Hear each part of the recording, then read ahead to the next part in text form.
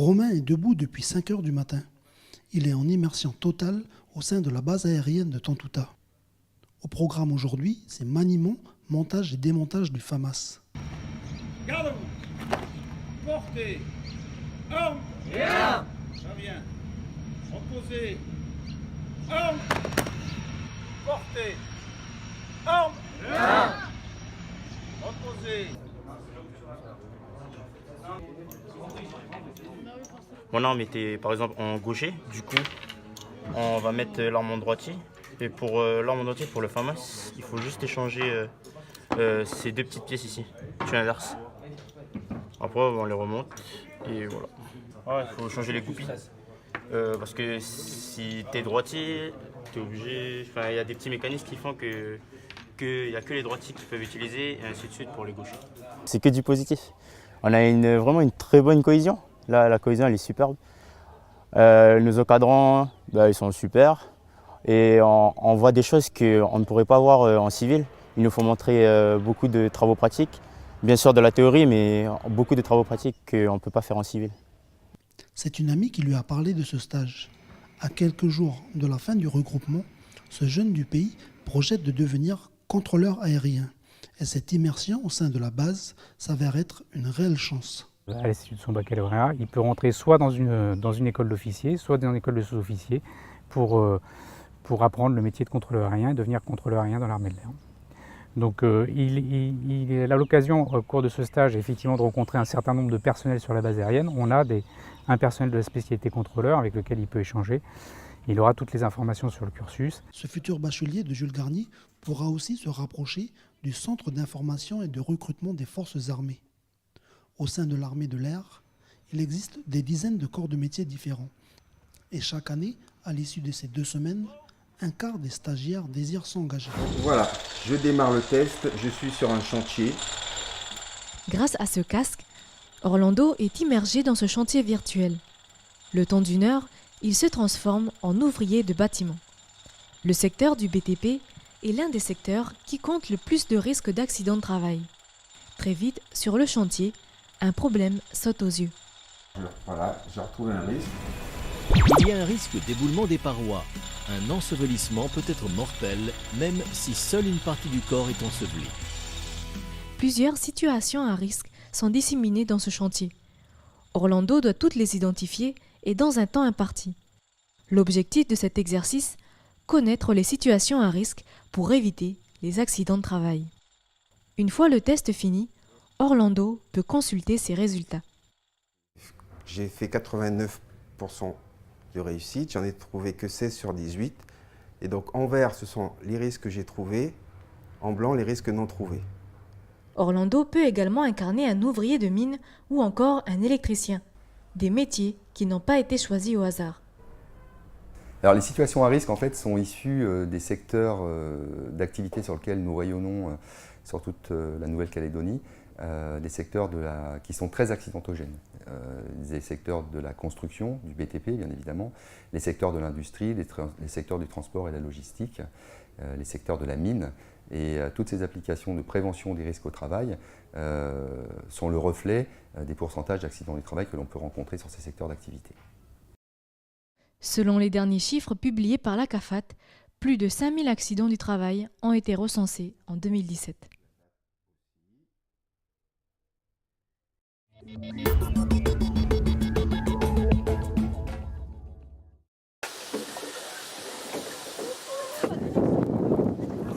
Ça, on va sur l'îlot des makikatas, c'est cette espèce de lémurien. Pour les nourrir, c'est leur deuxième repas de la journée.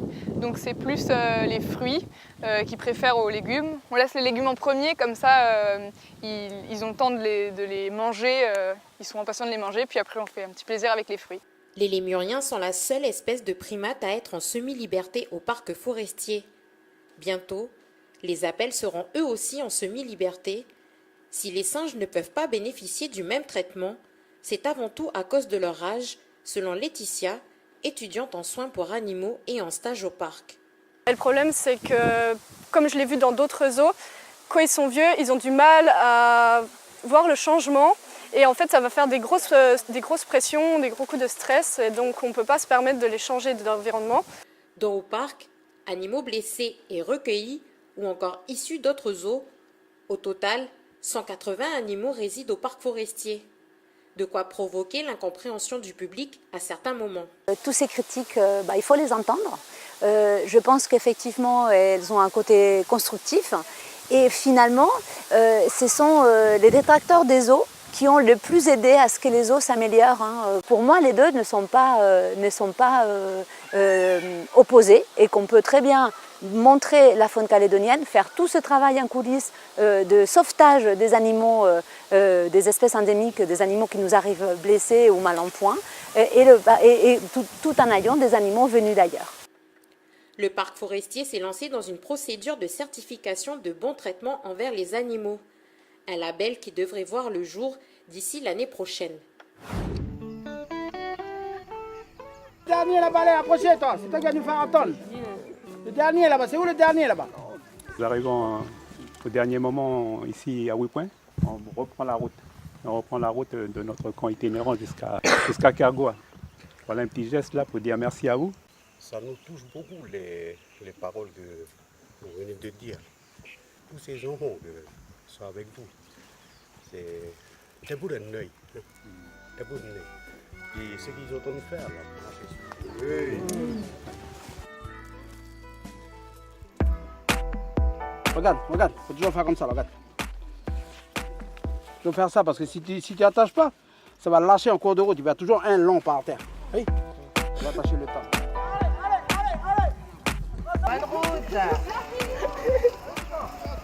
C'est un moyen aussi pour les jeunes de développer des capacités, de s'éveiller aussi à toute situation qu'ils vont vivre pendant le camp itinérant, pendant les différents parcours.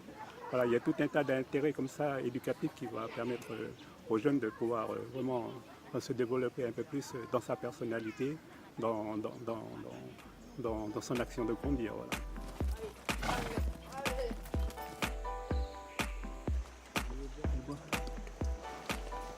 Ouais, j'ai vu plein de gens qui nous ont accueillis et tout ça là. Ils ont été très gentils avec nous. Mais c'est pour découvrir la nature, parce qu'on n'est pas passé là. Et les autres ne sont pas passés. Il n'y a que nous qui est passé.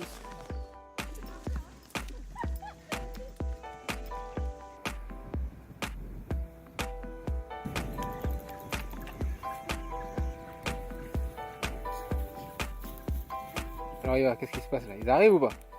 Oui. Ils arrivent bientôt? Oui. Comment tu sais? J'ai entendu crier en bas à la rivière.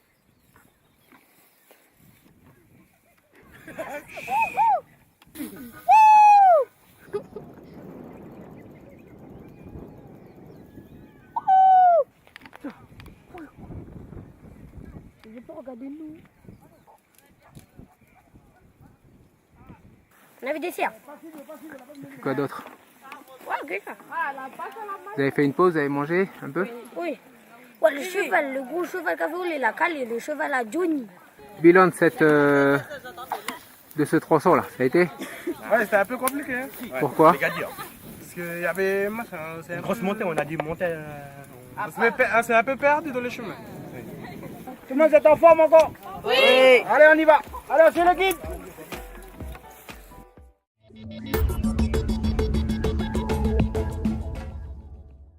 C'est une centaine de logements dans 2 opérations en une. Une cinquantaine de logements de type aidé, conventionné province sud, logement social, en bord de mer.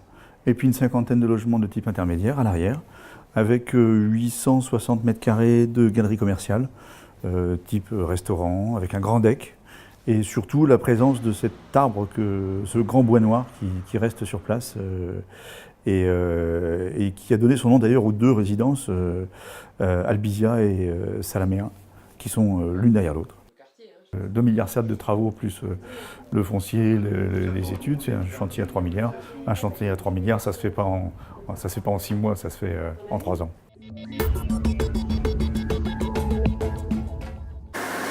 Donc on n'oublie pas, ce qui est important, c'est la démarche, ce n'est pas que le résultat. Ok? Donc vraiment, toute cette démarche est très importante, montrer au professeur en fait ce que vous avez compris et lui expliquer votre version. Donc c'est pas le résultat qui va compter, comme je vous ai dit, Il ne va pas regarder que vous ayez trouvé 36,5 grammes, oui c'est très bien, mais comment vous allez faire? On est maintenant dans une démarche scientifique, vous allez aller dans le monde du travail, d'accord? Il faut savoir expliquer aux gens. 23, c'est le nombre d'étudiants en première année à avoir intégré le foyer tutorat la semaine dernière. Après l'installation, place aux remises à niveau. Durant une semaine, ces anciens lycéens suivent des cours de 8h à 18h30 selon leur emploi du temps. On propose aux étudiants de première année des séances de révision sur le programme de terminale qui leur sera utile pendant leur première année, le premier semestre de licence. Et on propose également des séances de méthodologie sur le travail universitaire, présentation du fonctionnement de l'université et des ateliers en neurosciences pour leur apporter des outils supplémentaires pour qu'ils puissent démarrer l'année universitaire un petit peu chauffés, c'est-à-dire avec les neurones qui auront déjà commencé à travailler et en sachant un petit peu à quoi ils vont s'attendre et qu'ils aient pas trop de mauvaises surprises à la rentrée. Démarrer l'année de manière sereine, c'est ce qui a poussé René, jeune étudiant originaire de Djérou, à suivre ses révisions. Il fallait qu'on se remette dans le bain, du coup ça nous permettait de mieux reprendre après pour la semaine de la rentrée universitaire. C'est bon, bien préparé là, avec la semaine, là, ça fait que oui c'est bon, ça va. Je pars déjà confiant. Louane est originaire de Pointe-Boute. Son intégration à Moissup, elle la voit comme une clé de réussite pour sa première année universitaire. J'ai décidé de participer à Moissup, justement pour avoir un meilleur rythme de travail, réussir à mieux m'organiser, avoir des professeurs en soutien pour justement nous aider plus à l'université. La première année à l'université est la plus difficile.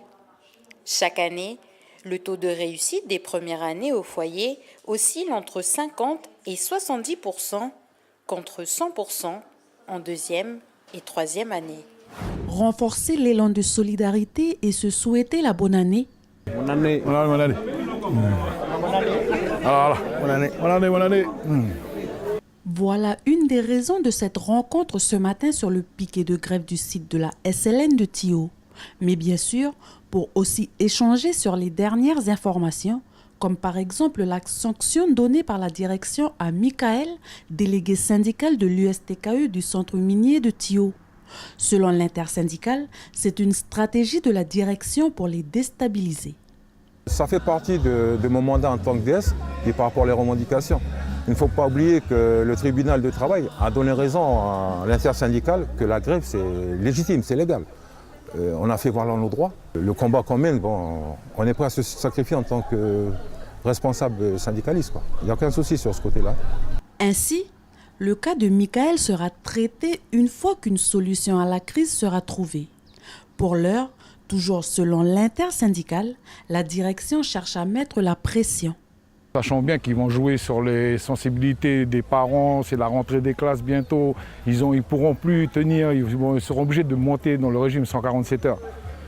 Mais nous, là c'est des mamans et des papas qui sont là. Ils disent que là, on a touché à la santé avec ce régime-là.